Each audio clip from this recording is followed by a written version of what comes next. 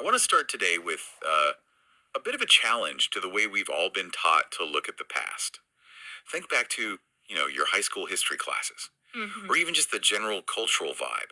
We always define ancient history by the stuff they left on the ground, don't we? You mean the rocks? Exactly. The Yeah. rocks, the Stone Age, The the Bronze Age. Iron Age. Yeah, and we look at thousands of years of, complex human existence, all the drama, the politics, and we just label it based on the material they used to make a knife. Right. Doesn't that seem like a shameful reduction to you? It's a massive oversimplification. Yeah.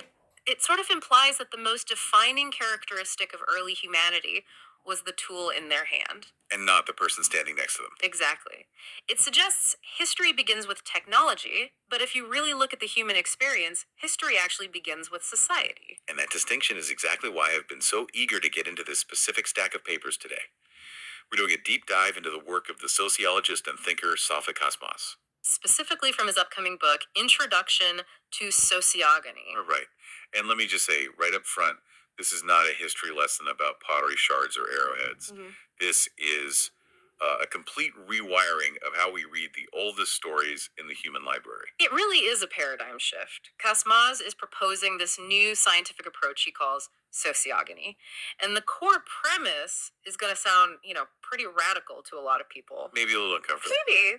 He argues that the texts we have spent centuries classifying as myths, the Iliad, the Torah, the Enuma Elish, Even the Quran. even the Quran aren't myths at all. They're not fantasy stories about gods fighting in the clouds. So when we read about Zeus or Yahweh or Marduk, we aren't reading theology. No. According to Kaçmaz, we are reading literal historical records. These are the constitutional documents of how society was founded. They're the coded minutes of a very specific political alliance. An alliance that happened in Mesopotamia thousands of years ago. That's the one. Wow. That is a heavy claim. He's basically saying we've been reading the news as if it were a fairy tale. Precisely. We're going to explore how texts from the Bible to Hammurabi's code are actually talking about the exact same thing, a treaty between two groups. But to get there, we first have to understand what Kaçmaz calls the Great Silencing. The Great Silencing. Okay, that sounds ominous. It implies we've been doing something wrong, maybe on purpose. Yeah. How does academia silence a text like the Bible? By classifying it as religion, this is one of the strongest points in the material. Kaçmaz critiques, the last century of social science, and he's going after the giants here. Look, oh, Marx, Weber, Durkheim, Foucault. He argues they all fell into the same intellectual trap. They assume society exists first, and then humans invent religion to explain it or to reflect it. right, the idea that religion is just a symbol system Hmm. or ideology. Marx called it the opium of the people, didn't he? He did, something created by the structure to keep people quiet. But Kaçmaz flips that completely. So the structure and the religion are the same thing. Even more than that. Sociogony argues that religion doesn't reflect society, it constituted society. These texts were the blueprints, they were the actual operating system. Wow. So when modern sociology labels them as mythology or belief, it's what he calls an act of epistemic silencing. It's a polite way of tossing these documents into a fantasy bin. Exactly. So we don't have to deal with them as hard historical evidence. It's like finding the Magna Carta and putting it in the fantasy section of the library just because it mentions God in the preamble. You're ignoring the actual legal reality of the document. That is a perfect analogy, and this leads to his concept of the unified library. Think about how our education system splits all these things up. If you want to study the Enuma Elish, the Babylonian creation myth, where do you go? A literature class, maybe? Or like an ancient Near East history course? And if you want to study the Bible, religious studies? Theology? Sunday school? and the Code of Hammurabi? That's law school. Yeah. Or a political science course. Exactly. We fragmented them. We treat the Sumerian tablets, the Greek epics, and the Holy Scriptures as totally separate genres. But Kaçmaz's argument is that they're all part of a single, continuous narrative. Different chapters of the same book. Just different chapters, all telling the story of the same event, the establishment of social order in Mesopotamia. Okay, I'm with you on the unified library idea. It makes a lot of sense that we've artificially separated these things. But I have to push back a little on the content. Go for it. Because reading the Iliad feels very different from reading Leviticus. One is a war epic with gods on the battlefield. The other is a list of rules about, hygiene and diet. How can they be the same story? On the surface, the style is different, sure. but the function and the underlying code is the same. And this is the real aha moment of the whole theory. The decoder ring. The decoder ring, exactly. Kaçmaz says the fundamental key to reading all these texts is a specific equation, and it's not some cosmic, mystical thing about the universe. What is it then? It's geography. It all centers on two words that you see in almost every creation myth: earth and sky. Earth and sky. Okay, that's classic mythology. Mother Earth, Father Sky. We usually see that as like nature worship. The horizon line, the blue dome, the dirt, the marriage of the elements. And Kaçmaz says, stop looking up. Look at a map. In the context of Mesopotamian history, Earth, or Yer, the Turkish term he uses, isn't the planet. It refers specifically to Sumer. Sumer, the civilization in the south of Mesopotamia. Correct. Yeah. The regions south of the Euphrates. And we need to think about who lived there. These were the settled people, the agriculturalists, the garden-based producers, The earth people. the earth people, because they are tied to the soil. Mm-hmm. Sociogony associates them with that mother line. They're the ones producing the food surplus. They don't move. Okay, so earth equals the settled farmers in the south. So logically, sky must be their neighbors. Bingo. Sky, or Guk, refers to Akkad, the region north of the Euphrates. These are the nomadic peoples, the hunter-gatherers who became shepherds. And they're associated with the father line. Right, the patrilineal system. And crucially, they're the ones who establish political and military power. That actually clarifies a lot. Sky implies highlands, right? Yeah. People coming down from the mountains or the upper plains. Exactly. It represents the mobile, ruling, shepherd force. So when these ancient texts talk about the marriage of earth and sky, or the separation of earth and sky, They aren't talking about creating the atmosphere. no. They are talking about the geopolitical relationship between the settled farmers of Sumer and the nomadic shepherds of Akkad. They're talking about a political treaty.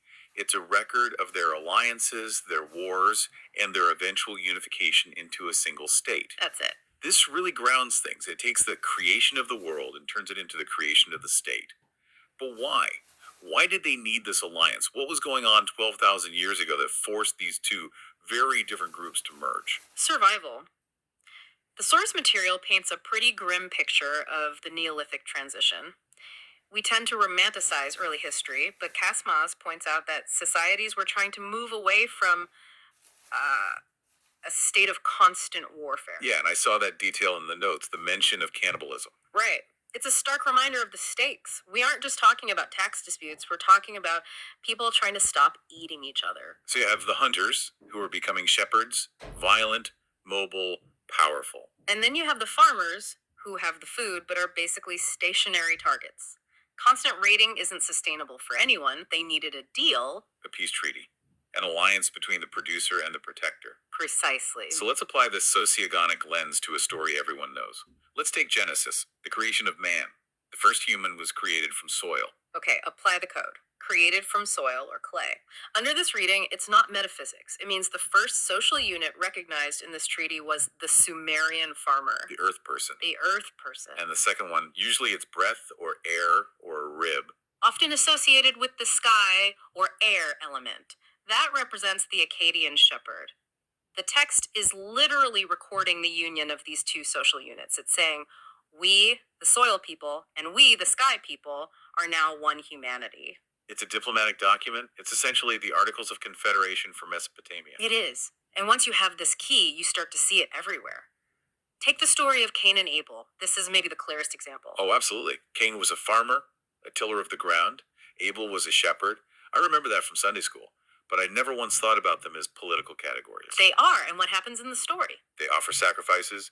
God prefers the shepherd's offering. Cain gets jealous, and Cain kills Abel. Right, and usually we read that as a moral fable about jealousy. Don't kill your brother. But with this lens, it's a record of historical friction. The farmer, Cain, and the shepherd, Abel, were in conflict. The story encodes a real war or a power struggle. A struggle between the Sumerian and Akkadian factions. So the mark of Cain, that's not just divine retribution. That's the terms of the post-war settlement. Exactly. It explains the relationship between the groups. Who has to wander, who has to settle, who owes what to whom. Even the animals in these stories, the totems, lions, lambs, snakes, eagles. They're not just nature worship. No, they are emblems, like flags. Right. It's like if a historian in the year 4000 reads a text saying, the Philadelphia Eagles slaughtered the New York Giants, and they take it literally. They'd think we lived in a world of giant monsters and avian overlords, but we know it's just two groups of people wearing different colors. Casimaz is saying the Bible is doing the exact same thing. The lion laid down with the lamb isn't a biological miracle. It means the lion tribe signed a treaty with the sheep tribe. That connects the religious aspect to the legal aspect really well. The outline mentions a legal continuum. We tend to separate church and state in our minds, but back then, that distinction just didn't exist, did it? No, there was no separation. The word of God and the law of the king were the same thing. They served the same purpose, managing this complex alliance. Which makes sense if they're addressing the same society. And Cosmos points out that the Torah and Hammurabi's code deal with the exact same problems. Can you give me a specific example, a religious rule that's actually just a pragmatic social law? A fascinating one mentioned in the source is milk kinship. Milk kinship. It's a concept you find in Islamic law and other ancient traditions. It dictates who you can marry based on who nursed you. If you shared a wet nurse with someone, you're considered siblings. You can't marry them. Okay, that sounds like a cultural taboo, maybe trying to avoid incest. But think about the function in a tribal society. Marriage is how you form alliances, is how you merge property and power. So by regulating who counts as kin, the law is really regulating political power. It's controlling how tribes merge. Finding this in holy texts proves that these texts were acting as the civil code. They were managing the population. It's just population management. And speaking of management, that brings us to the biggest, most religious concept of all, sacrifice. Oh, this is the pivot point. Because sacrifice feels like the ultimate religious act. You kill an animal to please an invisible god. How does sociogony explain that without magic? Yeah, usually we're told it's about appeasement, Yeah. keeping the ghosts happy. Kasmaz says you have to follow the resources. He suggests sacrifice was originally a directional tax system. A tax system, that Yeah. definitely takes the romance out of it. Think about the earth and sky dynamic again. You have the producers, the earth people in Sumer who grow the grain, and you have the rulers and protectors, the sky people in Akkad, with the weapons and the administration. Okay. The offering, or sacrifice, is a tribute. It's a tax paid by the producers to the ruling class. So when the priest says, burn this grain for the sky god, what's actually happening is the grain is going to the administration in the north. Or the meat is being redistributed to the warrior class. It regulates the flow of resources between these distinct social groups, as the notes say. It's not mystical, it's fiscal. It's not mystical, it's fiscal. I love that line. But I have to ask, is it a little cynical? Does it frame the whole history of religion as just a tax audit? I don't think it's cynical. I think it's deeply humanizing. It strips away the magic, sure, but it replaces it with immense human ingenuity. Okay. I mean, think about the problem they were solving. These people were trying to figure out how to live together in densities that had never existed before. They didn't have a police force. They didn't have a constitution. They had to invent these things from scratch. So the gods were the enforcement mechanism. Yeah. You pay your taxes not because the IRS will audit you, but because the sky will fall if you don't. Ideally, yes. It creates a social god, a conceptual authority that holds the whole alliance together. It turns a temporary treaty into an eternal truth, and that's why it works. This brings us right back to that idea of the Stone Age we started with. If we accept this view, we really have been looking at the wrong things. We've been studying the arrowheads when we should have been reading the minutes of the meeting. That's the tragedy of the Great Silencing. We have the longest running, uninterrupted archive of human social history sitting on our bookshelves. The Bible, the Quran, the epics, they contain the data. But because we decided they were faith, we stopped treating them as data. We silenced our own history by respecting it too much, or in the wrong way. We put it on a pedestal so high we couldn't read the fine print. We look at the story of the Tower of Babel and see a fairy tale about languages. Casimaz sees a record of the collapse of linguistic union. He brings society down from the sky to the earth. He treats ancient humans as pragmatic survivors, not daydreaming philosophers. Exactly. It really changes how you see the modern world, too. Because if these texts establish the family, the state, the law, those are the things we still use. We're still operating on the software they wrote. That's the kicker. The Sumer-Akkad alliance isn't just ancient history. It's the foundation of the house we are still living in, the concept of the state, the monopoly on violence, the structure of the patriarchal family. These things weren't invented in 1950. And they didn't exist 50,000 years ago. They were negotiated 6,000 years ago between a shepherd and a farmer in what is now Iraq. So, are we really modern? That is the question Cosmos leaves us with. We have iPhones, we have spaceships, we have AI, but socially, structurally, we might just be running Mesopotamia 2.0. We're just living out the latest amendment to the treaty. Exactly. We never left the garden, we just paved it. That is a lot to process. It completely reframes religious literacy as political literacy. It makes me want to go back and read all these stories again with a red pen, circling every mention of earth and sky. It definitely changes the reading experience. It invites you to look for the deal, not for the miracle. Well, I think that is a perfect place to leave it for today. We've gone from rocks to rockets and realized the connection is a treaty written on a clay tablet. It's been a fascinating journey. And to you listening, next time you hear a myth, ask yourself who wrote it, and more importantly, who are they trying to make a deal with? Maybe the sky isn't as far away as you think. Thanks for listening to The Deep Dive. We'll see you next time.